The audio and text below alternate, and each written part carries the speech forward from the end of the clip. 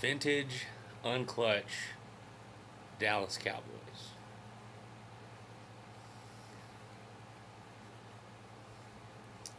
This game couldn't have gone any better up until Tony Romo fumbled it at the 2-yard line.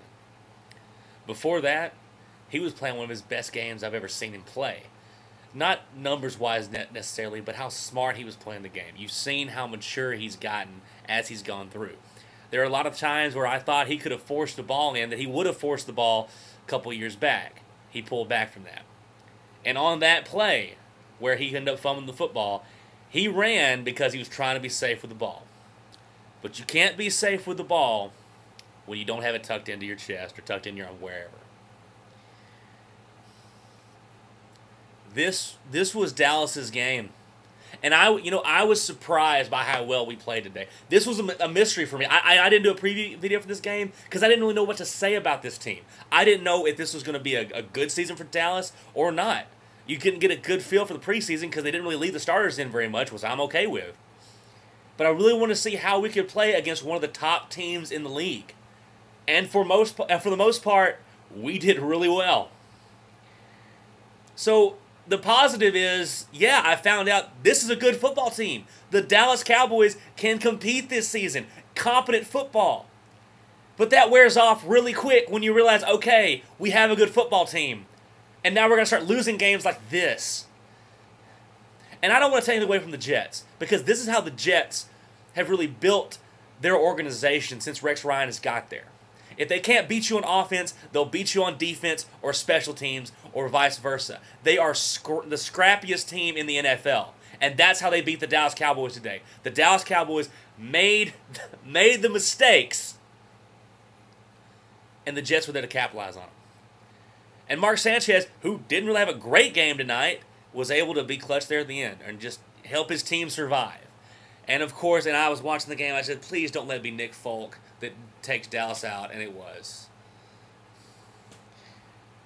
And on the pick that Romo threw there at the end, I don't care. Look, Dez, we saw Dez in the first quarter be superstar Dez, and then he got gimpy. And that's really going to be a problem with Dez Bryant. He looks like he could be one of the best wide receivers the Dallas Cowboys have ever had. And I mean, he looks, when he's at his peak, he looks like he could be the best that we've ever had. But last year he was gimped up quite a bit, and during this game he started getting gimpy, and he was pretty much irrelevant for the rest of the game once he got kind of crammed up. And I don't know what's wrong with him. Maybe we'll find out what happened. I don't know why the coaches had him out there. And and he was out there against Darrelle Revis. But I don't care. And I know Romo tried to talk to him. Tony can't make that throw.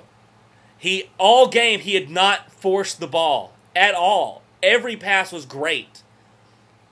And then the one that cost us. I don't know. This is not, now don't get me wrong here, this is not a crucified Tony Romo video. And I know a lot of Cowboys fans are going to be out there like that.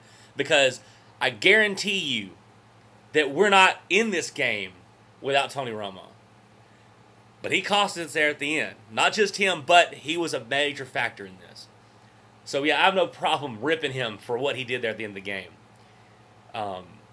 But, I mean, it seemed like up until that point, Romo, Witten, Phillips, Miles, Felix, Dez, all of them. And the defense was playing well, stuffing the run over and over again.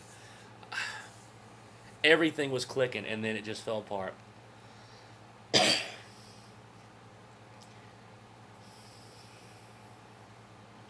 Welcome to the Cowboys seasons, man. 49ers next week. Congrats, Jets. Big win for them. They win, like they usually win. They either blow you out or they scrap you to death. That's how they beat Dallas tonight. So, like I said, I feel like the team proved that it can be a good team this season and compete for the division. But we definitely haven't proven that we can be clutch, because we were up 14 with about 14 minutes left to go, and we didn't score again, and we had the ball inside the 5-yard line. Jim Leonard, hair of the game. I don't know, guys. Well, see you guys later, and Breaking Bad better be good tonight. See y'all.